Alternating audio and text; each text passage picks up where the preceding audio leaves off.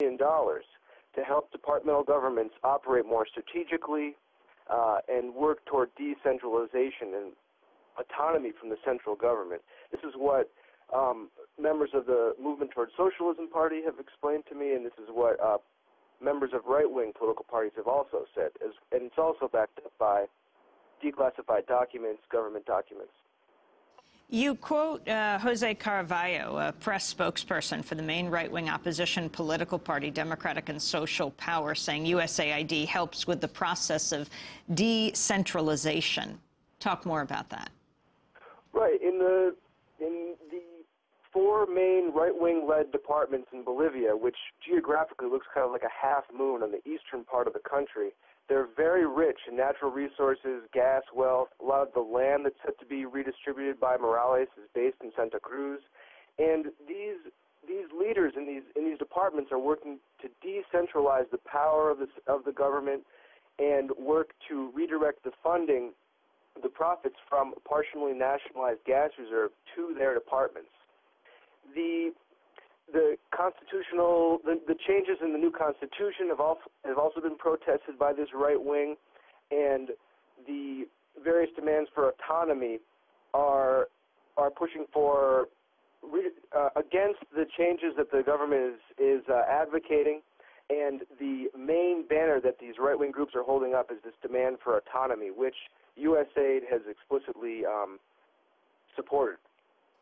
You say, Benjamin Dangle, in your piece in The Progressive Undermining Bolivia, your conversation with Raul Prada, who's sitting with you eating ice cream, his face is black and blue. What happened to him? What's he saying?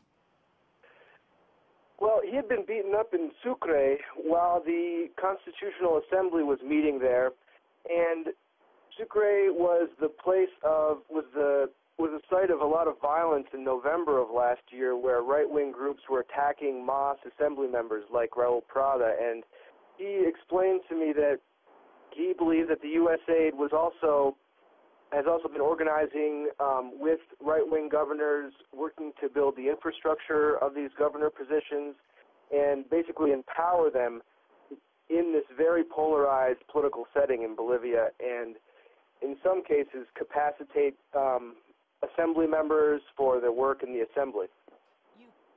You quote Evo Morales at a diplomatic gathering in La Paz saying, "I can't understand how some ambassadors dedicate themselves to politics and not diplomacy in our country. That is not called cooperation.